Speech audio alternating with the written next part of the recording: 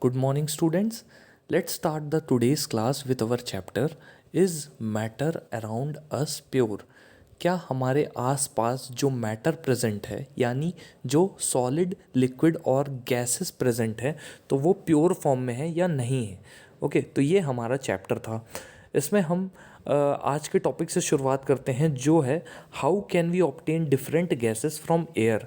Air is a mixture of different type of gases. ये तो सभी को पता है कि एयर में ऑक्सीजन के अलावा नाइट्रोजन, कार्बन डाइऑक्साइड, आर्गन और दूसरी सल्फर डाइऑक्साइड, ये सारी गैसेस जो हैं वो प्रेजेंट होती हैं।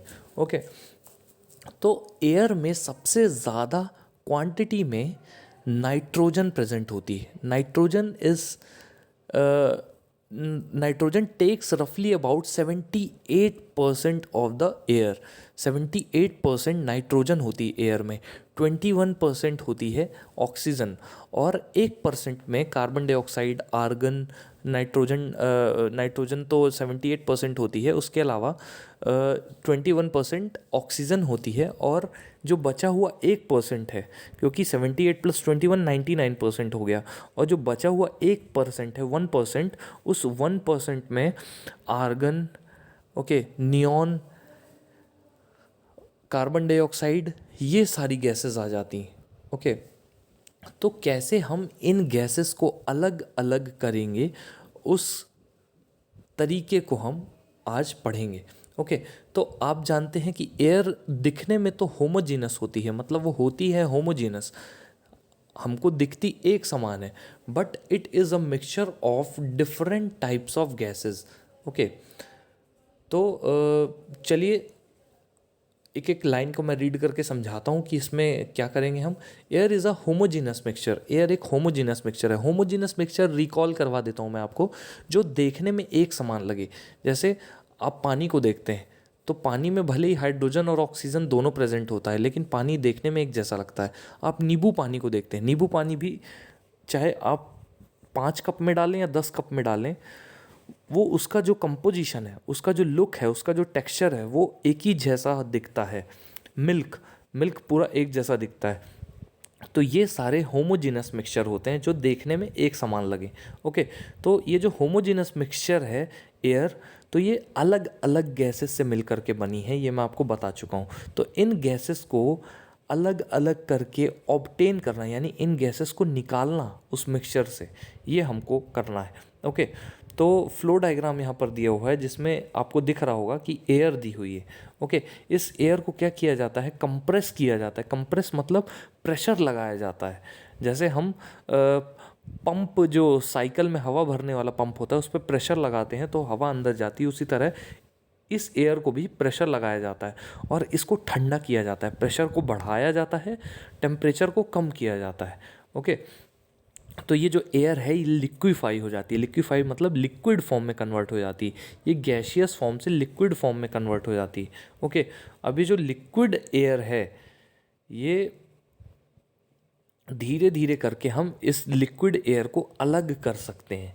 ठीक है, तो देखिए यहाँ पर अलग अलग गैसेस का जो एयर में होती है उनका बॉइलिंग पॉइंट लिखा हुआ है। बॉइलिंग पॉइंट का मतलब गर्म करने पर कौन सी गैस कितने डिग्री पर अलग हो जाती है। जैसे ऑक्सीजन, ऑक्सीजन का जो बॉइलिंग पॉइंट लिखा हुआ है वो है -183 केल्विन। ओके, -183 डिग्री सेल्सियस ऐसा बोल सकता हूँ मैं। आर्गन का होता है 186, -186, और नाइट्रोजन का होता है -196। ओके, तो मतलब जब इतना इतना टेम्परेचर हो जाएगा, जब 183 हो जाएगा तो ऑक्सीजन भाप बन के उड़ जाएगी। जब आर्गन का 186 हो जाएगा तो आर्गन भाप बन के उड़ जाएगी, और जब नाइट्रोजन का 196 हो जाएगा तो नाइट्रोजन भी भाप बन के उड़ जाएगी। ओके, अब एयर में ऑक्सीजन कितनी प्रेजेंट होती है, लगभग 21%, आर्गन होती है 0.9 और नाइट्रोजन होती है 78%। ओके, वो यहाँ पर लिखा ही हुआ है। ठीक है, तो ये जो मेथड है जिससे हम सारी गैसेस को अलग करेंगे, इस मेथड का नाम है fractional distillation. Okay, fractional distillation method से हम सारी गैसेस को अलग करेंगे एयर से। ओके, ऑक्सीजन को भी अलग निकालेंगे और दूसरी गैसेस को भी अलग करेंगे। एक और बात मैं आपको बता देता हूँ, इस फ्रैक्शनल डिस्टिलेशन मेथड से हम पेट्रोलियम से पेट्रोल, डीजल और नेचुरल गैसेस को अलग करते हैं। पेट्रोलियम जो ज़मीन के नीचे से निकलता है वो एक क्रूड ऑयल होता है। क्रूड ऑयल मतलब mixture of all the oils. तो इस पेट्रोलियम से हम दूसरी प्रोडक्ट्स को अलग करते हैं, जैसे हम अलग करते हैं पेट्रोल को, डीजल को, ओके, केरोसिन को, चारकोल को। तो ये सारी चीज़ों को हम पेट्रोलियम से अलग करते हैं। तो इसी मेथड से अलग किया जाता है, फ्रैक्शनल डिस्टिलेशन से। तो चलिए फ्रैक्शनल डिस्टिलेशन को हम समझते हैं, समझने की कोशिश करते हैं कैसे होता है फ्रैक्शनल डिस्टिलेशन। तो देखिए, आपको दिख रहा होगा क्लियरली, एक स्टैंड रखा हुआ है, उसके ऊपर एक फ्लास्क में जिसमें लिखा हुआ है डिस्टिलेशन फ्लास्क। देखिए डिस्टिलेशन फ्लास्क लिखा हुआ है। तो इस डिस्टिलेशन फ्लास्क में एयर को कंप्रेस करके लिक्विड बना दिया जाता है। एयर को कंप्रेस करके लिक्विड बना दिया जाता है, ओके। अब उस लिक्विड एयर को नीचे से बॉईल किया जाता है, नीचे से उबाला जाता है, ओके। अब ये जो फ्रैक्शनेटिंग कॉलम है, ये जो फ्रैक्शनेटिंग कॉलम है, इससे धीरे धीरे वो गैस फॉर्म में अलग अलग एयर के जो लिक्विड पार्टिकल्स हैं, यानी लिक्विड एयर जो है वो पास होती है। तो कुल मिला के हमने मिक्सचर को गर्म किया, मिक्सचर भाप बन के उड़ता है, उड़ करके ये फ्रैक्शनेटिंग कॉलम में इकट्ठा हो जाता है, ओके। तो देखिए ये उड़ता कैसे है। सपोज 186 डिग्री टेम्परेचर हुआ, तो 186 डिग्री टेम्परेचर पर ऑक्सीजन इवेपोरेट कर जाती, ऑक्सीजन उड़ जाती -186 पे, ओके। ऑक्सीजन उड़ गई और ऑक्सीजन अलग हो करके हमको यहाँ पर ये जो प्योर लिक्विड कंपोनेंट है यहाँ पर हमको मिल जाती, ओके। यहाँ पर सेटअप में ऊपर थर्मोमीटर भी लगा है। थर्मोमीटर इसलिए लगा है क्योंकि टेम्परेचर को मेजर किया जा सके। और ये देखिए ठंडे पानी को डाला जा रहा है, क्योंकि ये जो गैसेस आ रही हैं ये काफ़ी गर्म होंगी। तो ठंडे पानी के कांटेक्ट में आते ही ये गैस से क्या बन जाएंगी, लिक्विड बन जाएंगी, ओके। तो यहाँ पर हमको लिक्विड ऑक्सीजन मिल जाएगी, ऐसे ही लिक्विड नाइट्रोजन मिल जाएगी, लिक्विड आर्गन मिल जाएगी। तो अलग अलग गैसेस हमको लिक्विड फॉर्म में यहाँ पर मिल जाएंगी, okay. If we want oxygen gas from air, अगर हम एयर से ऑक्सीजन गैस को अलग करना चाहते हैं, we have to separate out all the other gases present in the air. हमको एयर में प्रेजेंट सारी गैसेस को सेपरेट करना पड़ेगा, अलग करना पड़ेगा। तो if we want oxygen gas from air, we have to separate out all the other gases present in the air. अगर हमको ऑक्सीजन चाहिए अलग, ओके, तो हमको सबसे पहले एयर में मौजूद बाकी सारी गैसेस जैसे नाइट्रोजन, आर्गन, कार्बन डाइऑक्साइड, इनको अलग करना पड़ेगा। तो this air is compressed by increasing the pressure and then it is cooled by decreasing the temperature to get liquid air. तो एयर को सबसे पहले क्या किया जाता है फ्रैक्शनल डिस्टिलेशन में, एयर को क्या किया जाता है, एयर को कंप्रेस किया जाता है, यानी इस पर प्रेशर लगाया जाता है। प्रेशर लगाने के बाद इसका टेम्परेचर बहुत ज़्यादा कम कर दिया जाता है। टेम्परेचर कम करने से एयर बन जाती है लिक्विड। अब इस लिक्विड एयर को तुरंत गर्म किया जाता है और पर्टिकुलर टेम्परेचर पर अलग अलग गैसेस अलग हो जाती हैं, ओके। तो इसी को बोलते हैं fractional distillation, okay. The liquid air allowed to warm up slowly in the fractional distillation column where gases get separated at different heights depending upon their boiling points. अपने अपने boiling points के basis पे gases अलग अलग height पर अलग अलग हो जाती हैं, ओके। अब देखिए मैं आपको एक और चीज़ एडिशनल बता देता हूँ कि कैसे पेट्रोल, डीजल और केरोसिन वगैरह पेट्रोलियम से अलग किया जाता है। वो भी इसी प्रोसेस से अलग किया जाता है। देखिए पेट्रोलियम को ऐसे ही एक डिस्टिलेशन फ्लास्क में, बड़े से डिस्टिलेशन फ्लास्क में रख लेते हैं, ओके, पेट्रोलियम को। अब सपोज पेट्रोल जो है वो इवेपोरेट कर जाता है,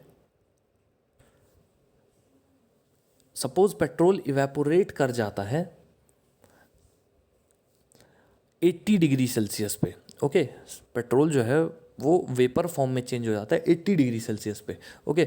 अब वो जो हमने पेट्रोलियम लिया है, पेट्रोलियम के अंदर देखिए पेट्रोलियम अलग है, पेट्रोल अलग है। Petroleum is a mixture of petrol, diesel, kerosene and many other things, but petrol is a type of fossil fuel, okay, which we obtain from petroleum, जो हमें पेट्रोलियम से मिलता है, ओके।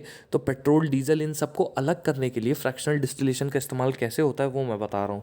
देखिए पेट्रोलियम को, यानी जो मिक्सचर है अलग अलग सब्सटेंसेस का, उसको हम इस डिस्टिलेशन फ्लास्क में डाल देते हैं। पेट्रोलियम को हम इस डिस्टिलेशन फ्लास्क में डाल देते हैं। अब इस डिस्टिलेशन फ्लास्क को गर्म करते हैं। तो सपोज़ पेट्रोल जो है उसका बॉइलिंग पॉइंट 80 डिग्री है, जो डीजल है उसका 90 डिग्री है, और जो केरोसिन है उसका 110 डिग्री है। ओके, तो जब हम नीचे से गर्म करेंगे तो 80 डिग्री में सबसे पहले पेट्रोल इवेपोरेट करके कहाँ चला जाएगा, ऊपर चला जाएगा। ओके, फ्रैक्शनेटिंग कॉलम में चला जाएगा। फिर फ्रैक्शनेटिंग कॉलम से जो ट्यूब गई हुई है, ये जो ट्यूब गई हुई है इस ट्यूब में आ जाएगा। ओके, तो इस ट्यूब में आप देख सकते हैं कि ठंडा पानी अंदर आ रहा है और जो भी गर्म गैस है उसको ठंडा करके लिक्विड फॉर्म में चेंज कर रहा है। तो ठंडा पानी अंदर आ रहा है और वो लिक्विड फॉर्म में चेंज कर रहा है किसको, गैस को। तो देखिए जो गैसेस इवेपोरेट कर रही हैं यहाँ पर, जैसे पेट्रोल 80 डिग्री में इवेपोरेट किया तो पेट्रोल इस पाइप से पास होगा, पेट्रोल ठंडा होकर के अलग लिक्विड बन करके यहाँ पर इकट्ठा हो जाएगा प्योर लिक्विड कंपोनेंट में। ओके, फिर जैसे ही गर्म करते करते टेम्परेचर पहुँचेगा 100 डिग्री। ये टेम्परेचर का पता कैसे चलेगा, ये देखिए ऊपर थर्मोमीटर लगा हुआ है, ये एक लेबोरेटरी थर्मोमीटर है, तो इससे हमें टेम्परेचर का पता चलता रहेगा। तो जैसे ही टेम्परेचर 100 डिग्री पहुंचता है तो डीजल भी भाप बन के इकट्ठा हो जाएगा फ्रैक्शनेटिंग कॉलम में। फ्रैक्शनेटिंग कॉलम में डीजल भी इकट्ठा हो जाएगा। फिर डीजल फ्रैक्शनेटिंग कॉलम से पास होगा कहाँ पर, इस ट्यूब से। ओके, इस ट्यूब से ठंडा होकर के डीजल जो है वो लिक्विड फॉर्म में आ करके इस प्योर लिक्विड कंपोनेंट में इकट्ठा हो जाएगा डीजल। ओके, फिर ये डीजल प्योर लिक्विड कंपोनेंट में इकट्ठा हो जाएगा। फिर उसके बाद तीसरी जो चीज़ है केरोसिन। जैसे ही टेम्परेचर 110 डिग्री पहुंचता है तो केरोसिन भी सेम तरीके से इवेपोरेट हो जाएगा और बाकी जो बच जाएगा वो रेसिड्यू होगा, मतलब वो चीज़ काम नहीं आएगी हमारे। तो ऐसे चार कंपोनेंट्स हैं, तीन चार कंपोनेंट्स जो भी हैं उनको अलग किया जाता है पेट्रोलियम से। ओके, तो ये फ्रैक्शनल डिस्टिलेशन के थ्रू किया जाता है। तो एयर के कंपोनेंट्स को भी एयर से फ्रैक्शनल डिस्टिलेशन से ही अलग किया जाता है और पेट्रोलियम के कंपोनेंट्स को भी, यानी पेट्रोल, डीजल और दूसरे फॉसिल फ्यूल्स को भी इससे अलग किया जाता है। Okay, arrange the gases present in air in increasing order of their boiling points. Gases को, जो गैसेस प्रेजेंट हैं एयर में, उनको उनके बॉइलिंग पॉइंट्स के इंक्रीजिंग ऑर्डर में अरेंज करिए। Which gas forms the liquid first as the air is cooled. जब हवा को ठंडा किया जाता है तो सबसे पहले कौन सी गैस लिक्विड बनती है, ये भी आप पता लगाइए। ठीक है, अब यहाँ पर एयर के कंपोनेंट्स को अलग करने का एक और तरीका दिया हुआ है, ये भी it is also a type of fractional distillation. Okay, ये बड़े रूप में है। तो यहाँ पर आप देखिए, यहाँ पर फिल्टर लगा हुआ है जहाँ से एयर को अंदर भेजा जा रहा है। फिल्टर क्यों लगा है, क्योंकि एयर के साथ साथ बहुत सारे कचड़ा भी आता है, धूल भी आती है, तो उस कचड़े और धूल को अलग रखने के लिए ये फिल्टर लगा हुआ है। ओके, तो ये जो फिल्टर है इससे एयर अंदर जाती है। ओके, अब यहाँ पर एयर को गर्म किया जाता है, यहाँ पर। ओके, यहाँ पर एयर को गर्म किया जाता है, तो आप देख सकते हैं एयर का कलर ब्लू से रेड चेंज हो रहा है, मतलब एयर गर्म हो रही। तो धीरे धीरे देखिए हॉट एयर आगे बढ़ती है। अब ये जो बीच में पाइप आपको दिख रहा होगा, ये जो बीच में सर्कुलर शेप का गोल गोल राउंड राउंड जो पाइप दिख रहा होगा, इसमें बहुत ही ठंडा बर्फीला पानी फ्लो हो रहा है, इसमें बहुत ही ठंडा बर्फीला पानी फ्लो हो रहा है।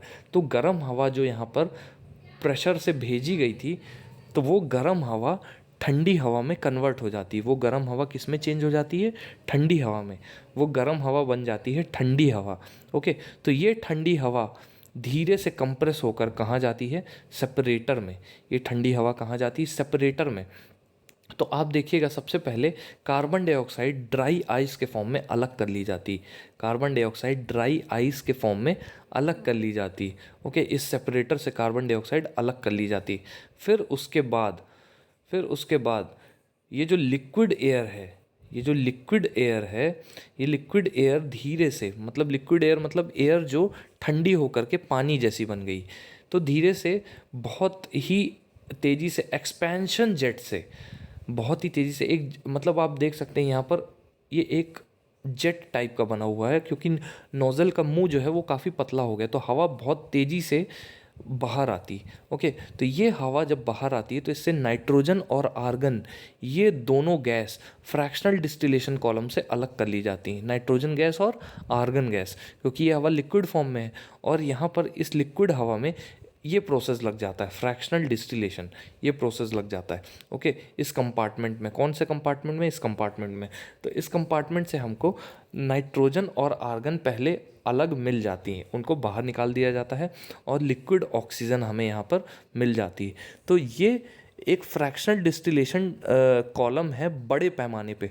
वहाँ पर छोटे फॉर्म में हमने फ्रैक्शनल डिस्टिलेशन देखा था, यहाँ पर हम बड़े रूप में देख रहे हैं। ओके, तो चलिए आगे बढ़ते हैं। How can we obtain pure copper sulphate from an impure sample. अब अगला जो हमें तरीका पढ़ना है प्योर सब्सटेंस को ऑब्टेन करने का, वो है हमें प्योर कॉपर निकालना है कॉपर सल्फेट सॉल्यूशन से। ओके, कॉपर सल्फेट को निकालना है एक इम्प्योर सॉल्यूशन से, इम्प्योर सैंपल मिलेगा उससे हमको प्योर कॉपर सल्फेट निकालना है। तो एक्टिविटी 2.9 में ये समझाया गया है, take some impure sample of copper sulphate in a china dish. लगभग 5 ग्राम कॉपर सल्फेट जो है वो हमको चाइना डिश यानी एक बर्तन में लेना है चीनी मिट्टी के। कितना, 5 ग्राम लगभग। Dissolve it in minimum amount of water. बहुत थोड़े से पानी में, बहुत कम पानी में उसको डिज़ोल्व कर लीजिए। Filter the impurities out. जो भी कचड़ा वगैरह है, जो भी इम्प्योरिटीज़ है, उसको फिल्टर करके बाहर निकाल दीजिए। Okay, evaporate water from the copper sulphate solution. Copper sulphate solution में जो पानी मिला हुआ है उसको सबसे पहले गर्म करके इवेपोरेट कर दीजिए, so as to get a saturated solution. तो हमको एक सेचुरेटेड यानी एक गाढ़ा सॉल्यूशन मिल जाएगा जिसमें कॉपर सल्फेट ज़्यादा होगा, पानी उससे निकल जाएगा। ओके, क्योंकि हमने पानी जो कॉपर सल्फेट वाला सॉल्यूशन है जिसमें थोड़ा सा पानी मिला हुआ था उसको हमने गर्म कर दिया है ताकि जो पानी मिला हुआ है वो इवेपोरेट करके उड़ जाए। Okay, cover the solution with a filter paper. Solution को फिल्टर पेपर से कवर कर लेना है। ओके, जो सॉल्यूशन है कॉपर सल्फेट वाला उसको फिल्टर पेपर से कवर कर लेना है। Okay, and leave it undisturbed at room temperature to cool slowly for a day. अब ये जो सॉल्यूशन है इसको क्या कर लेना है, कवर कर देना है फिल्टर पेपर से। ओके, और नॉर्मल रूम टेम्परेचर पर रख देना है। You will obtain crystals of copper sulphate in the china dish. This process is called crystallization. आप देखोगे कि आपको जैसे ही वो थोड़ा बहुत जो गीला कॉपर सल्फेट सॉल्यूशन है वो जैसे ही सूखेगा तो उससे आपको कॉपर सल्फेट के क्रिस्टल मिल जाएंगे। इस प्रोसेस को बोलते हैं क्रिस्टलाइजेशन। देखिए, इस क्रिस्टलाइजेशन प्रोसेस से एक और चीज़ हमें बहुत ही आसानी से मिल जाती है, वो है नमक। समुद्र का पानी इकट्ठा करके उस पानी को धूप में रख दिया जाता है तो पानी पानी पूरा उड़ जाता है और जो बच जाता है वो कहलाता है कॉमन सॉल्ट। जो नमक हम खाते हैं वो। ओके, तो उस कॉमन सॉल्ट के क्रिस्टल बच जाते हैं तो वो प्रोसेस भी कहलाता है क्रिस्टलाइजेशन। ओके, तो ये क्रिस्टलाइजेशन प्रोसेस यहाँ पर दिया हुआ है। अब चलिए आगे बढ़ते हैं। What do you observe in the china dish. आपने चाइना डिश में क्या देखा, चाइना डिश में आपने क्या देखा। चाइना डिश में हमने प्योर कॉपर सल्फेट के क्रिस्टल देखे। Do the crystal look alike. क्या सारे क्रिस्टल एक जैसे दिखते हैं, बिल्कुल सारे क्रिस्टल एक जैसे दिखते हैं। Okay, how will you separate the crystals from the liquid in the china dish. हम क्रिस्टल्स को लिक्विड से सेपरेट कर सकते हैं क्रिस्टलाइजेशन मेथड से। Okay, crystallization method is use to purify solids. Okay, solids को प्यूरिफाई करने के लिए क्रिस्टलाइजेशन नाम का तरीका यूज़ किया जाता है। नमक बनाने के लिए भी, प्योर नमक ऑब्टेन करने के लिए भी। ओके, यहाँ पर हमने देख ही लिया कॉपर सल्फेट को भी बनाने में हमें क्रिस्टलाइजेशन प्रोसेस का यूज़ किया जाता है। For example, the salt we get from sea water. जो नमक हमें सी वाटर से मिलता है कैन हैव मैनी इम्प्योरिटीज़। तो उस नमक में बहुत सारी इम्प्योरिटीज़ हो सकती हैं। जो नमक हमें सी वाटर से मिलता है उस नमक में बहुत सारी इम्प्योरिटीज़ हो सकती हैं।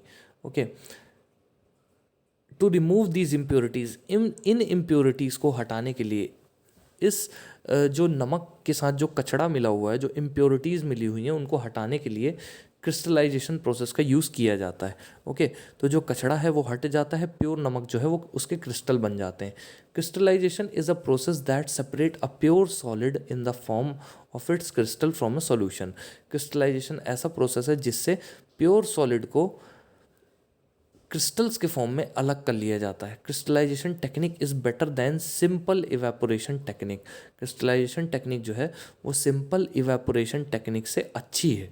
ओके, क्यों अच्छी है? क्योंकि सम सॉलिड्स डिकम्पोज और सम लाइक शुगर में be charred on heating to dryness. अब क्या होता है कि कुछ सॉलिड डिकम्पोज हो जाते हैं। डिकम्पोज मतलब क्या हो जाते हैं? ख़त्म हो जाते हैं, सड़ जाते हैं। ओके, और कुछ सॉलिड होते हैं जैसे शक्कर। तो शक्कर को अगर बहुत देर तक धूप में रखे रहें तो वो जल जाती, वो काली पड़ जाती। ओके, तो ये रीज़न होता है कि क्रिस्टलाइजेशन टेक्निक जो है वो इवेपोरेशन से अच्छी होती। सम इम्प्योरिटीज़ में remain dissolve in the solution after filtration. कुछ इम्प्योरिटीज़ जो है वो ज़रूर हो सकती हैं फिल्ट्रेशन के बाद भी। On evaporation these contaminate the solid. तो क्या होता है इवेपोरेशन टेक्निक में कुछ इम्प्योरिटीज़ भी हो सकती। ओके, ऐसा नहीं है कि प्योर हमको फॉर्म मिलेगा, कुछ इम्प्योरिटीज़ भी हो सकती। ओके, तो इवेपोरेशन करने पर दीज कंटेमिनेट द सॉलिड, ये इम्प्योरिटीज सॉलिड को कंटेमिनेट कर देंगी। ओके, या गंदा कर देंगी। एप्लीकेशन, अब ये जो क्रिस्टलाइजेशन प्रोसेस है इसका एप्लीकेशन, इसको यूज़ कहाँ कहाँ किया जाता है? Purification of salt that we get from sea water. समुद्र के पानी से जो हमें नमक मिलता है उसको प्यूरिफाई करने में क्रिस्टलाइजेशन प्रोसेस का यूज़ किया जाता है। सेपरेशन ऑफ क्रिस्टल्स ऑफ फिटकरी फ्रॉम इम्प्योर सब्सटेंस। जो फिटकरी होती है यानी एलम, एलम बोलते हैं, तो एलम के क्रिस्टल्स को इम्प्योर सैंपल से अलग किया जाता है इसी मेथड से। Thus by choosing one of the above methods according to the nature of the components of a mixture we get a pure substance. तो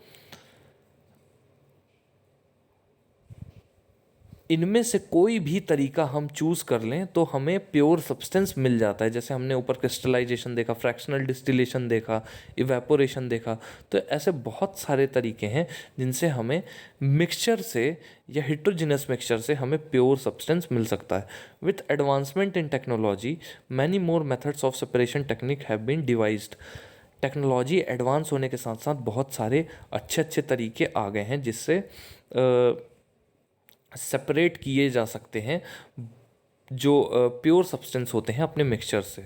okay, in cities drinking water is supplied from water works. Cities में यानी शहरों में जो drinking water है वो supply किया जाता है वाटर वर्क से। ओके, ड्रिंकिंग वाटर यानी जो पीने का पानी है वो वाटर वर्क से सेपरेट किया जाता है। A flow diagram of typical water works is shown. एक फ्लो डायग्राम बनाया गया है टिपिकल वाटर वर्क्स का।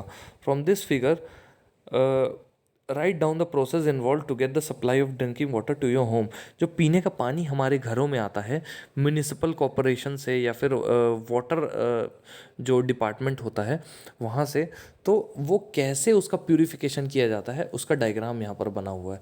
ओके, तो यहाँ पर आप देख सकते हैं ये रिजर्वायर बना है। रिजर्वायर मतलब जहाँ पानी इकट्ठा किया जाता है। ओके, फिर इस पानी में बहुत सारा कचड़ा बालू पत्थर वगैरह सब मिले हुए हैं। ओके, क्योंकि ये डायरेक्ट नदियों से आ रहा है।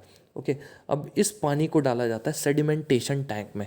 सेडिमेंटेशन टैंक में जो बड़े बड़े पत्थर होते हैं, जो बड़े बड़े स्टोन्स होते हैं और ग्रेवल होती है, गिट्टी वगैरह होती है, उसको अलग कर लिया जाता है। ओके, फिर उसके बाद उस पानी को भेजा जाता है कहाँ पर? लोडिंग टैंक में। लोडिंग टैंक में क्या किया जाता है, और जो इम्प्योरिटीज़ हैं, जो और कचरा बाकी रह गया है अभी जो प्यूरिफाई नहीं हुआ है, उसको भी वहाँ पर सस्पेंड कर लिया जाता है, मतलब रोक लिया जाता है। फिर उसके बाद जो पानी है उसको भेजा जाता है फिल्ट्रेशन टैंक में। फिल्ट्रेशन टैंक में आपको मैं जूम करके दिखाता हूँ कि कैसे कचरा अलग किया जाता है। देखिए, आपको एकदम पतली सी रेत जैसी चीज़ दिख रही होगी ऊपर, उसके नीचे छोटे छोटे पत्थर दिख रहे होंगे, फिर नीचे बड़े पत्थर दिख रहे होंगे, तो तीनों को अलग किया जाता है और प्योर पानी को इस फिल्ट्रेशन टैंक से यहाँ पर इस टैंक में यानी क्लोरीनेशन टैंक में भर दिया जाता है। यहाँ पर क्लोरीनेशन होता है। क्लोरीनेशन का मतलब क्या होता है? पानी में क्लोरीन डाल देते हैं। क्लोरीन एक केमिकल होता है जिससे पानी प्यूरिफाई होता है, जिससे पानी में प्रेजेंट जितने भी माइक्रो ऑर्गेनिजम्स हैं, जितने भी बैक्टीरिया और प्रोटोजोआ वगैरह हैं, अमीबा वगैरह हैं, वो सब मर जाते हैं। तो अब ये क्लोरीनेटेड वाटर जो है वो यहाँ पर घरों में भेजा जाता है यूज़ के लिए। ओके, तो ये पूरा एक वाटर ट्रांसपोर्ट सिस्टम है, मतलब कैसे पानी को एक शहर में ट्रांसपोर्ट किया जाता है, कैसे पानी को फिल्टर किया जाता है। ओके, ये वाटर प्यूरिफिकेशन सिस्टम है वाटर वर्क्स में, जो शहर के वाटर वर्क्स होते हैं वहाँ पर। अब चलिए कुछ फिजिकल और केमिकल चेंजेस की बात करते हैं कि फिजिकल चेंज और केमिकल चेंज क्या होता है। In previous chapter we have learned about a few physical properties of matter. हमने प्रीवियस चैप्टर में मैटर की कुछ फिजिकल प्रॉपर्टीज़ के बारे में पढ़ा है। जैसे सॉलिड की फिजिकल प्रॉपर्टीज़ क्या होती हैं, डेफिनेट शेप होता है, डेफिनेट वॉल्यूम होता है। ओके, पार्टिकल्स के बीच में अट्रैक्शन फोर्स ज़्यादा होता है। ओके, और पार्टिकल्स के बीच में इंटर पार्टिकल डिस्टेंस बहुत कम होती है। तो ये सॉलिड्स का हमने पढ़ा था। लिक्विड का ऐसे ही पढ़ा था कि जिस कंटेनर में जाते हैं उसका शेप ले लेते हैं। ओके, तो the properties that can be observed and specified like colour, hardness, rigidity, fluidity, density, melting point, boiling point etcetera are the physical properties. तो फिजिकल प्रॉपर्टीज़ कौन सी प्रॉपर्टीज़ होती हैं? ऐसी प्रॉपर्टीज़ मैटर की जो ऑब्जर्व की जाती हैं, जो देखकर हमें पता लग जाती हैं, जैसे colour, hardness, rigidity, fluidity, density, melting point, boiling point. तो ये सारी चीज़ें ये फिजिकल प्रॉपर्टीज़ कहलाती हैं। ये हमें देखकर पता चल जाती हैं कि किसकी फिजिकल प्रॉपर्टी कैसी है। The inter conversion of states is a physical change. जो इंटर कन्वर्जन होता है स्टेट्स का मतलब, जैसे सॉलिड स्टेट हो गया, यानी लोहे को हमने बहुत ज़्यादा गर्म कर दिया तो वो पिघल करके लिक्विड बन गया। तो लोहा सॉलिड स्टेट से किस स्टेट में चेंज हो गया? लिक्विड स्टेट में। तो ये जो इंटर कन्वर्जन होता है स्टेट्स का, ये एक फिजिकल चेंज होता है, क्योंकि हम देख रहे हैं जो लोहा होता है वो बहुत ही कठोर होता है, लेकिन पिघलने के बाद वो भी पानी जैसा लिक्विड हो जाता है। ओके, तो ये जो इंटर कन्वर्जन होता है ये एक फिजिकल चेंज होता है, मतलब देख कर ही बताया जा सकता है। These changes occur without a change in composition. ये चेंजेस बिना कंपोजिशन में चेंज के हो जाते हैं। And no change in the chemical nature of the substance. और केमिकल नेचर में कोई चेंज नहीं आता, मतलब लोहा को गर्म करके अगर हम पिघलाएंगे तो वो लोहा ही रहेगा, चाहे वो कठोर मतलब सॉलिड फॉर्म में हो, चाहे वो लिक्विड फॉर्म में हो। Okay, although ice, water and water vapour all look different. Although जो बर्फ़ है, पानी है और जो भाप है, वो तीनों एक जैसे नहीं दिखते हैं, पर तीनों का जो कंपोजिशन है वो H2O ही होता है। तीनों के जो मॉलिक्यूलर कंपोजिशन है वो H2O ही होता है। Okay, they are chemically the same although वो ice, water and water vapour all look different and they display different physical properties. जो आइस होता है, जो वाटर होता है, जो वाटर वेपर होता है, वो तीनों अलग अलग दिखता है। ओके, और अलग अलग फिजिकल प्रॉपर्टीज़ को शो करता है। तो ये केमिकली सेम होते हैं, they are chemically the same. Okay, लेकिन फिजिकल मतलब देखने में अलग अलग होते हैं। जैसे बर्फ़ को देखेंगे तो वो कठोर रहेगी, पानी को देखेंगे तो वो जहाँ पर जिस कंटेनर में डालेंगे उस कंटेनर का शेप ले लेगा। गैस को देखेंगे यानी वाटर वेपर को देखेंगे तो वो हवा में उड़ जाती है। तो देखने में तो तीनों अलग अलग हैं, लेकिन तीनों का कंपोजिशन जो है वो H2O ही है। Both water and cooking oil are liquid. पानी और कुकिंग ऑयल दोनों लिक्विड हैं, but their chemical characteristics are different. पर उनके दोनों के केमिकल कैरेक्टरिस्टिक्स अलग अलग हैं। They differ in odour and inflammability. Okay, वो ऑर्डर यानी महक और इनफ्लेमेबिलिटी उसमें अलग होते हैं। इनफ्लेमेबिलिटी मतलब ज्वलनशीलता, कितनी तेज़ी से आग पकड़ लेते हैं। ओके, तो पानी जो है वो आग नहीं पकड़ता है, लेकिन जो तेल है वो आग पकड़ सकता है। We know that oil burns in air whereas water extinguishes fire. हम ये जानते हैं कि तेल जो है वो हवा के थ्रू जल जाता है। ओके, बट जो पानी है वो आग बुझाने का काम करता है। तेल में आग लग जाती है, पानी आग बुझाने का काम करता है। ओके, तो दोनों काफ़ी अलग अलग है, भले ही दोनों लिक्विड हों। It is this chemical property of oil that makes it different from water. ये वो केमिकल प्रॉपर्टी है ऑयल की जो जो इसको अलग बनाती है पानी से। Burning is a chemical change. Burning एक केमिकल चेंज है। During this process one substance react with another. Burning एक केमिकल चेंज है। इस प्रोसेस में एक सब्सटेंस दूसरे सब्सटेंस से रिएक्ट करता है to undergo a change in chemical composition. अब रिएक्ट करने से क्या होता है? केमिकल कंपोजिशन में चेंज आता है। देखिए, एक सब्सटेंस दूसरे सब्सटेंस से रिएक्ट करता है, उससे केमिकल कंपोजिशन में चेंज आता है। जैसे मैं पानी में शक्कर डाल दूं तो पानी और शक्कर आपस में रिएक्ट कर गए, तो जो केमिकल कंपोजिशन है उसमें भी चेंज आ गया। वाटर के जो H2O है उसके बीच बीच में ग्लूकोज के मॉलिक्यूल भी आ गए। ओके तो केमिकल प्रॉपर्टी में चेंज आ जाता है। A chemical change is also called a chemical reaction. एक केमिकल चेंज जो है वो उसको केमिकल रिएक्शन भी बोलते हैं। During burning of a candle, candle के जलने पर both physical and chemical changes take place. दोनों फिजिकल और केमिकल चेंजेस दोनों हो जाते हैं। फिजिकल चेंजेस कैसे हो जाते हैं? कैंडल पिघल करके मोम बन जाती है। और केमिकल चेंजेस कैसे हो जाते हैं? केमिकल चेंजेस मतलब जो वैक्स है, वैक्स धीरे धीरे इवेपोरेट कर जाता है। इवेपोरेट मतलब उड़ जाता है। वैक्स जो है वो धीरे धीरे उड़ जाता है। ओके तो आप देख सकते हैं कैसे कैंडल में फिजिकल और केमिकल चेंज दोनों हो जाता है। ओके तो स्टूडेंट्स ये था हमारा आज का लेक्चर। नेक्स्ट लेक्चर में हम what are the types of pure substance, pure substance के कौन कौन से टाइप होते हैं वो पढ़ेंगे। ओके और फिर इस चैप्टर का एक बार अच्छे से थॉरो रिवीजन करेंगे। जो भी नहीं समझ में आया हो आप लोग प्लीज़ इस चैप्टर में जो भी नहीं समझ में आया हो प्लीज़ मेरे से पूछ लीजिएगा। ओके मैं सारे डाउट्स आपके क्लियर करने की कोशिश करूँगा। आई होप आप लोगों को आज का लेक्चर पसंद आया हो। That's all for now guys, thank you so much.